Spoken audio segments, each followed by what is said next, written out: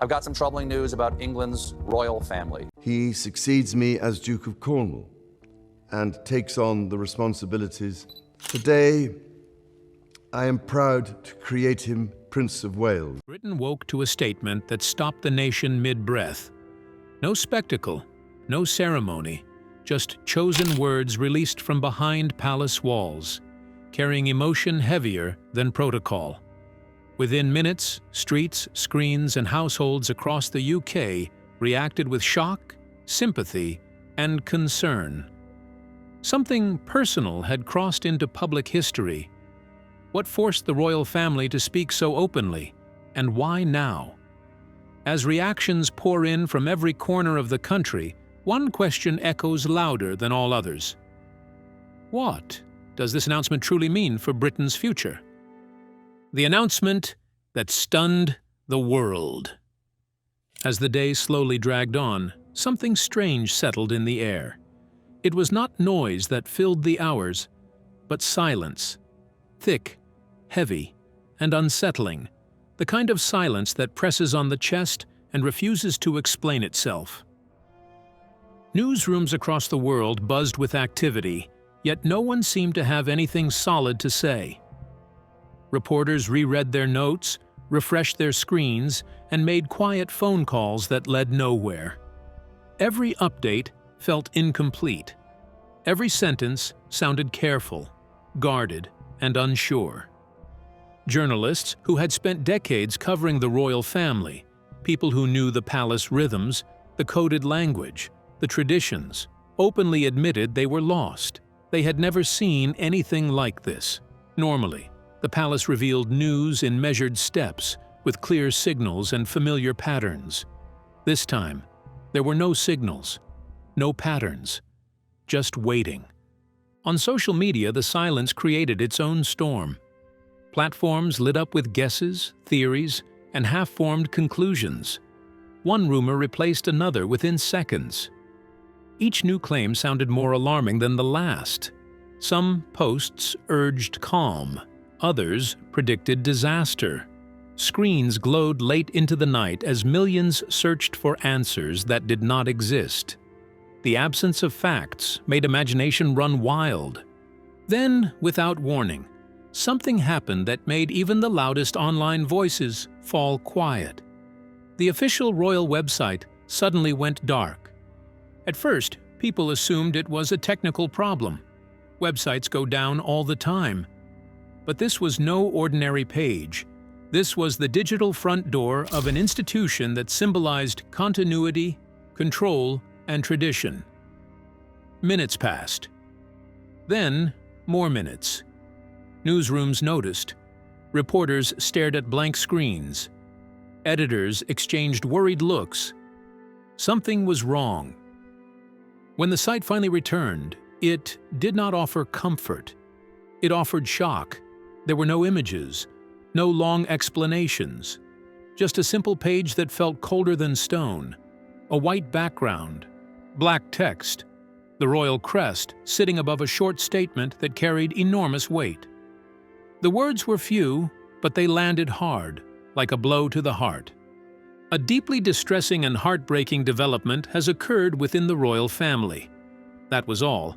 No names were mentioned, no events were described, no timeline was given, yet the message was clear enough to send a wave of disbelief across the world. Television stations interrupted regular programming within seconds. Anchors who were usually calm and polished lowered their voices.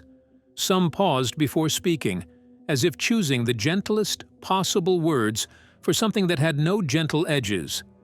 In homes, offices, schools, and hospitals, phones began to buzz at the same time. Notifications popped up everywhere. People stopped what they were doing, mid-conversation, mid-task, mid-step, to read the statement themselves.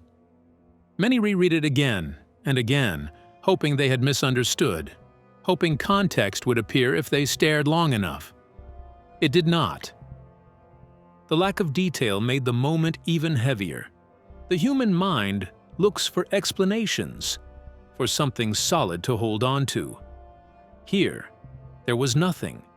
only the certainty that something terrible had happened, and that it was serious enough for the palace to abandon its usual careful storytelling. Almost immediately, people began moving toward Buckingham Palace. Some came alone. Others arrived in small groups. Many carried flowers clutched tightly in their hands. Some held framed photographs. Others brought nothing at all, except their shock and sorrow. Faces showed confusion, sadness, and quiet fear.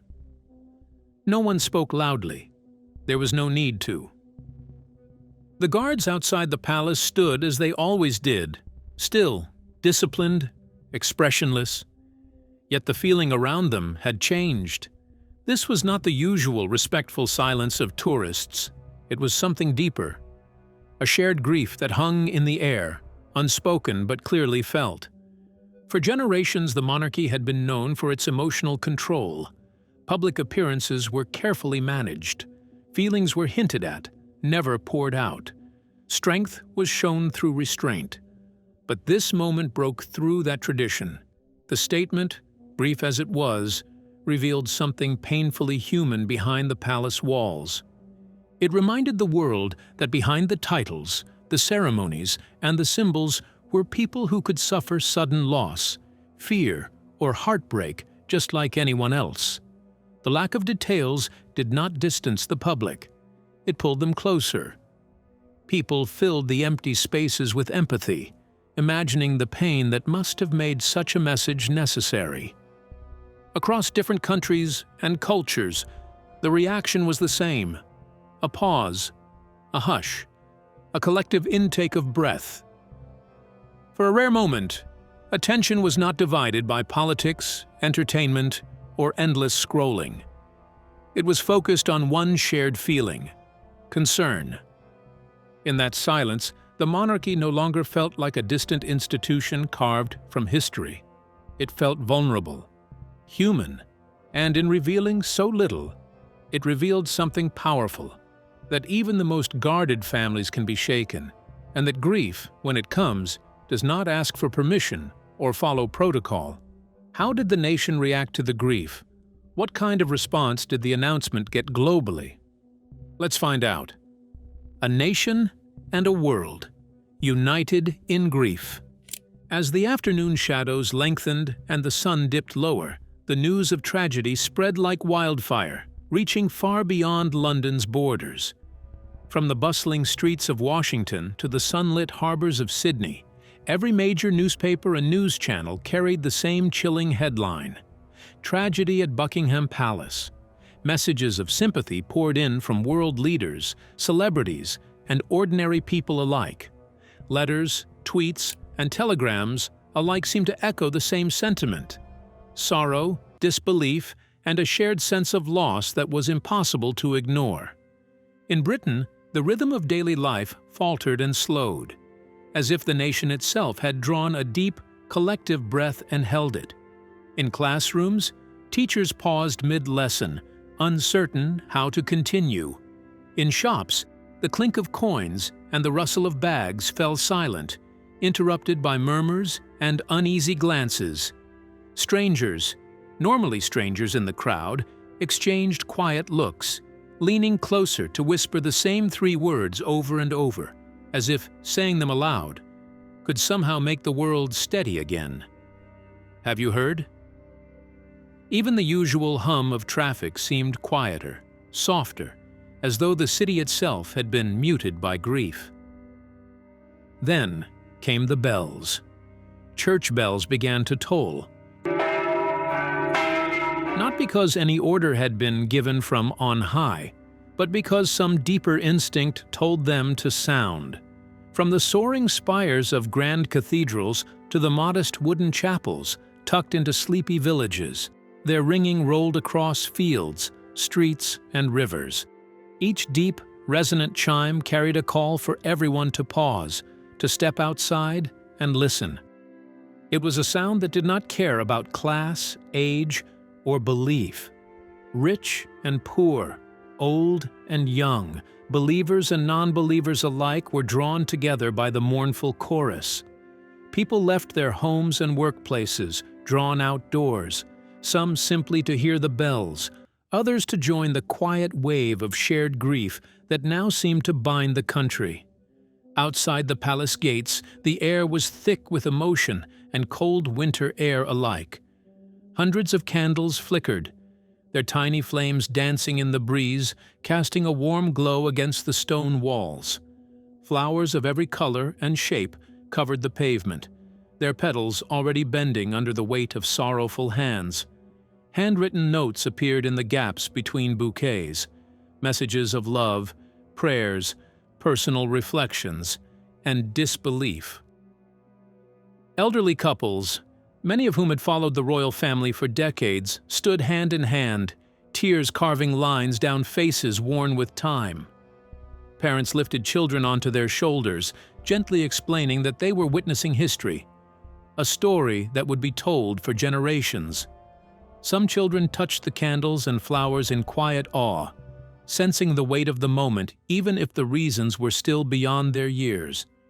Meanwhile, the world's digital spaces transformed into a vast memorial. Social media feeds, once dominated by memes and news, now overflowed with images of Buckingham Palace, glowing candles, and carefully arranged bouquets. Hashtags bearing royal names climbed into trending lists worldwide, connecting people separated by oceans and continents. Strangers in Tokyo, Toronto, and Cape Town shared memories, prayers, and simple words. Heartbroken. Unbelievable. How could this happen? As though typing them aloud could somehow send comfort across the distance. Videos of the palace gates, of crowds standing in silence, of bells ringing were shared, replayed, and passed on, becoming collective snapshots of grief. The tragedy had begun as a story confined to one family, one palace, and one nation. But soon it had grown beyond those walls. This was no longer just a royal tragedy. It was a human one. It reached into homes, offices, schools, and cafes, creating a shared sense of vulnerability, of sorrow that needed to be felt together. In every corner of the world, people paused their busy lives, put down their phones, and remembered that loss is something that, at its deepest level, all humans share. What made it even more profound was the sense of unity that grief brought. Old rivalries, minor complaints, and everyday annoyances faded for a moment. In their place arose compassion, empathy, and the quiet comfort of knowing that no one had to grieve alone. People offered hugs to strangers, shared tissues with neighbors, and held children closer, whispering words of solace even when they felt none themselves. The loss had created an invisible thread connecting people across continents, languages, and beliefs, a reminder that some moments, though born in sorrow, have the power to unite. And so, the world mourned. From the palace gates of London to the distant living rooms of the globe, candles burned, flowers wilted and were replaced, and stories were shared, bells tolled, and hearts ached. Words were written, prayers were whispered, and tears were shed. It was an outpouring that would linger, echoing in minds and memories long after the sun had set and the shadows had deepened. In that collective grief, humanity had found one of its rarest truths, that sorrow, though painful, can remind us of what we share, what we value, and how, even in darkness, we can stand together. Behind palace walls. Inside Buckingham Palace, an unusual stillness had taken hold, heavy and suffocating, like a dense fog that refused to lift. Rooms that once thrummed with activity, the murmur of conversations, the rustle of servants attending to endless details, the quiet laughter of children playing, now lay in eerie silence. Every footstep on the polished marble floors rang out sharply, startling in its emptiness. Staff moved cautiously, their whispers low and hesitant. Many confided to each other that they had never known the palace to feel so quiet, so stripped of life. Some were quietly sent home, the soft instructions delivered with gentle sympathy. Others stayed, unsure of what the coming hours would demand, their faces mirrors of worry and confusion, hearts heavy with anticipation. The air itself seemed charged with an invisible weight, pressing down on the gilded walls and golden chandeliers that had always symbolized celebration and tradition. An emergency meeting was called in one of the grand halls, its opulence now contrasting sharply with the mood it contained. Crystal chandeliers sparkled overhead, casting fractured light onto polished surfaces. Yet no one noticed the beauty. Senior members of the royal family gathered, their faces pale, etched with lines of shock and exhaustion. There were no jokes, no pleasantries exchanged. At the head of the long polished table sat the king, motionless, his eyes fixed downward. In that moment, he was not the image of unshakable authority the world knew. He was simply a father facing an unbearable emptiness. His hands rested limply on the table, still, yet somehow betraying the storm within. For the first time, the trappings of power, robes, crowns, ceremonial symbols, seemed irrelevant, stripped away by grief's quiet insistence. Queen Camilla sat close, her presence a gentle tether in the overwhelming moment. Her hand rested lightly on his arm, a small gesture of comfort in a room filled with restrained emotion. She needed no words. Her steady closeness spoke louder than any command or reassurance. Prince William and Princess Kate moved quietly through the palace, mindful of the children who sensed, even without words, that something monumental had shifted in their world.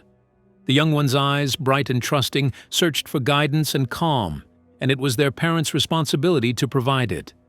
William, trained from birth to project composure, could not hide the deep tremor beneath his exterior. Kate, steadfast as ever, became the anchor, a quiet force holding the family together amidst the tremors of shock and sorrow. Their movements were careful, precise, the soft cadence of their steps, a kind of protection against the weight pressing down on the palace.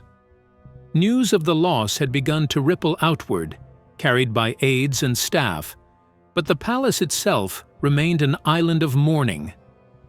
Later, when the king appeared to address the nation, he chose simplicity over ceremony. Dressed entirely in black, seated in a modest chair against a plain backdrop, he did not wear the trappings of royalty. He presented himself as a man, a human being confronting an unimaginable sorrow. His voice, at first barely above a whisper, trembled as he spoke. Every word was measured yet raw, every pause heavy with emotion. He did not speak of policies or duties. He spoke of family, of love, of loss that was at once deeply personal and profoundly shared. "We are all, in the end, human," he said. The sentence was small, almost understated, yet it carried the weight of centuries.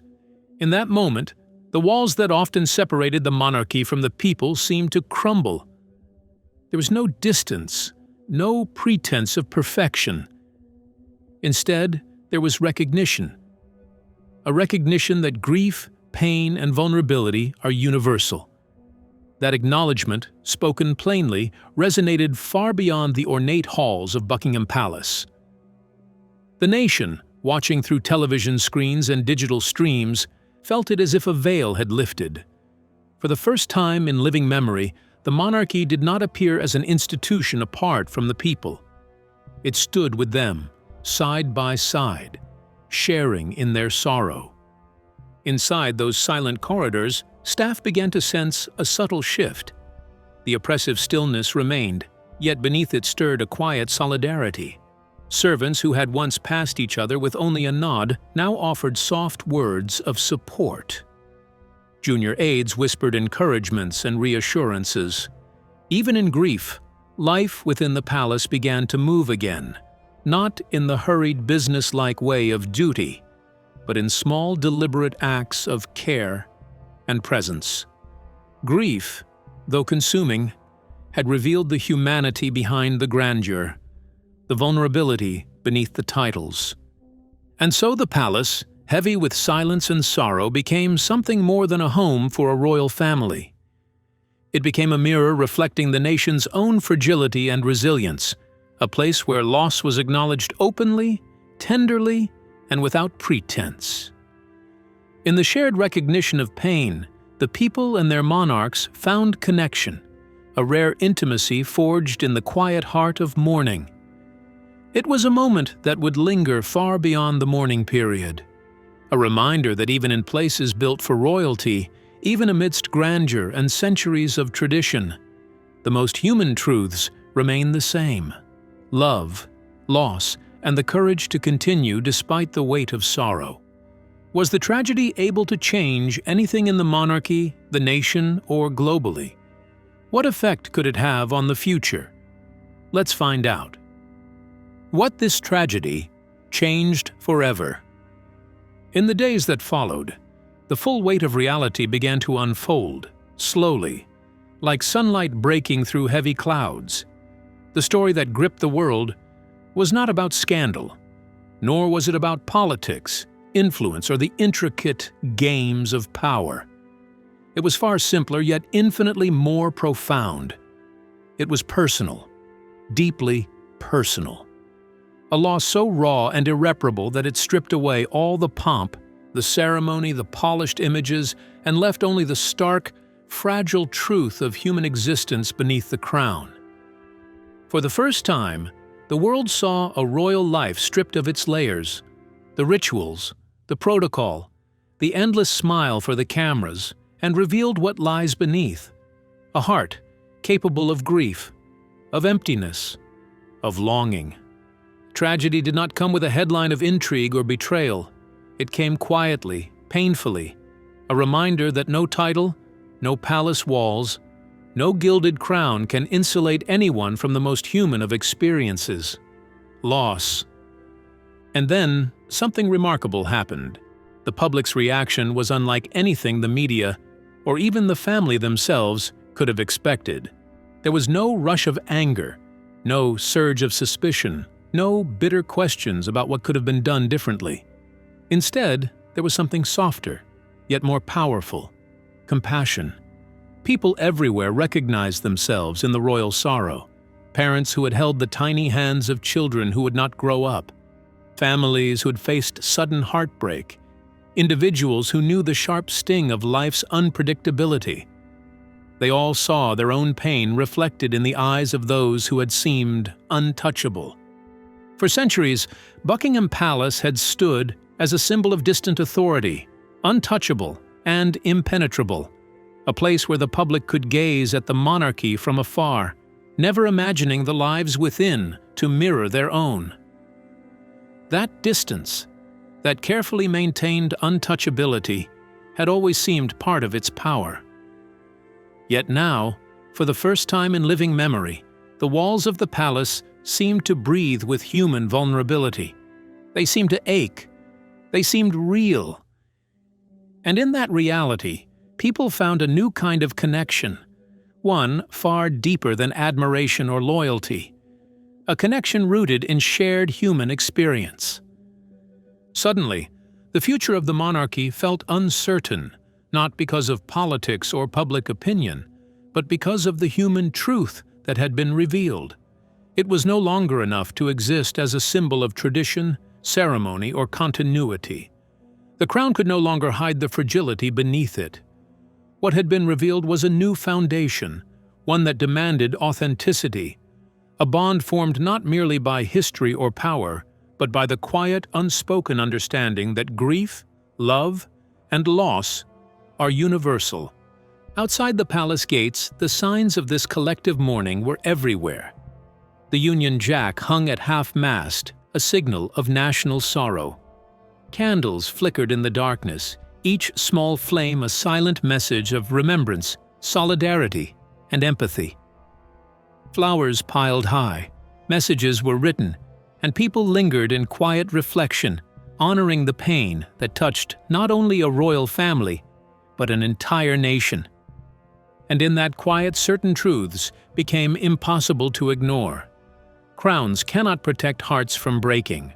Thrones cannot shield a family from the blows life delivers. Power cannot prevent loss. Privilege cannot ward off grief. And even the most carefully constructed walls cannot keep sorrow from entering. Yet, amid the tragedy, something equally profound emerged. A reminder that in shared pain, there is unity. In shared vulnerability, there is meaning. And in the very act of grieving together, people discover the deepest forms of compassion. This day, etched into history, will be remembered not only for the sorrow that unfolded, but for what it revealed about humanity. It showed that behind the cold, polished facades, behind the ceremonial displays and centuries of tradition beats a human heart.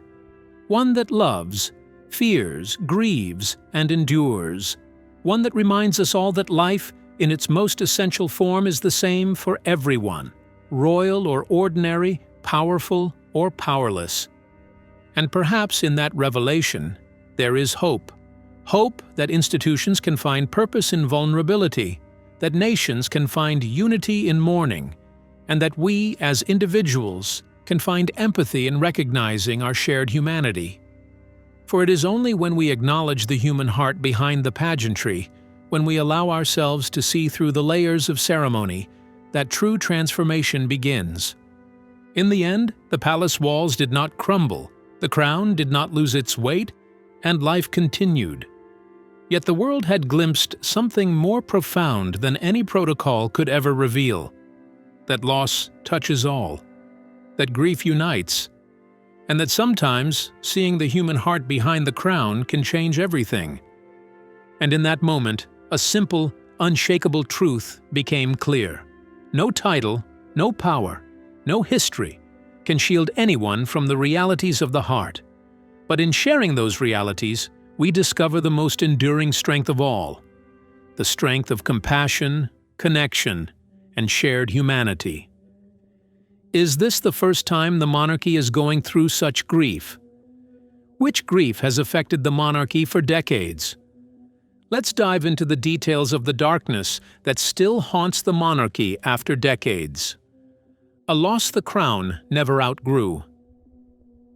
The shadow of grief has never fully lifted from the British monarchy, and nowhere is this more visible than in the memory of Princess Diana. For her sons, the pain she left behind is not distant or abstract. It is deeply personal, permanent, and impossible to erase. One truth will always follow them. Their mother did not simply die. She was hunted, observed, and pursued, right until the moments of her life slipped away in a Paris tunnel. That harsh reality shaped William and Harry long before they understood the weight of titles, crowns, or public expectation. Diana's death did more than shatter a family. It changed the monarchy itself. Her passing revealed the human cost of silence, distance, and emotional restraint. For decades, the royal family had been defined by composure, formality, and an almost unapproachable detachment. Yet Diana's loss exposed the danger of seeming untouchable. Suddenly, the public's grief could no longer be contained. Flowers piled up outside the gates, candles lit the night, and ordinary citizens wept openly. People were mourning Diana, but more than that, they demanded humanity from an institution long accused of coldness. They asked the monarchy to show the emotions they had hidden for so long. Even decades later, Diana's presence remains deeply felt. The monarchy has moved forward into a new era. King Charles now reigns, with Queen Camilla taking on a role that once might have seemed impossible. Yet Diana's influence lingers quietly, shaping the way the institution connects with the world. Her legacy is not about laws, protocols, or formal change. It is about emotional truth. She changed the public's expectation of royalty. It was no longer about perfection, detachment, or silence. It was about compassion, openness, and genuine connection. Time softens pain, of course. The 30th anniversary of her death may not bring the same raw anguish as earlier milestones once did. New generations emerge, memories settle, and public grief evolves. But fading intensity does not mean fading impact. The shift Diana caused within the monarchy, the lesson of emotional honesty, remains embedded. It has become part of how the royal family moves, responds, and presents itself. Today, her influence can be seen in subtle but meaningful ways. It shows in Prince William's determination to protect his children from relentless public exposure. It surfaces in moments when the family allows vulnerability, choosing empathy over distance. It can be felt in a monarchy that now recognizes that survival depends not only on tradition and ceremony, but also on emotional credibility, on showing the human side behind the crown. Diana continues to be mourned, not only by those who knew her intimately, but by millions who never met her yet felt deeply connected to her life, her struggles, and her kindness. Her brother, Earl Spencer, captured it perfectly when he described her as the unique, the complex, the extraordinary, and the irreplaceable Diana. Her death left the monarchy with a lesson written in grief. Crowns cannot shield one from pain, silence can harm as much as words, and the public does not merely watch royalty, they feel alongside them. Diana taught that loss, honesty, and empathy matter as much as protocol and tradition. In that sense, Diana's impact was profound. She did not just alter the monarchy during her life, she reshaped it through her absence. Through grief, through vulnerability, through an unrelenting human presence, she changed the way the world perceives and expects royalty to behave. She made clear that a crown does not erase the heart, and that a royal family that dares to feel is a family capable of connecting. Her shadow lingers, not as a mark of sorrow alone, but as a quiet, enduring force that continues to guide, shape, and humanize the monarchy even today. So, what do you think about the announcement from the royal family? What exactly do you feel must have happened? We would love to hear your thoughts in the comments below. Don't forget to like and subscribe.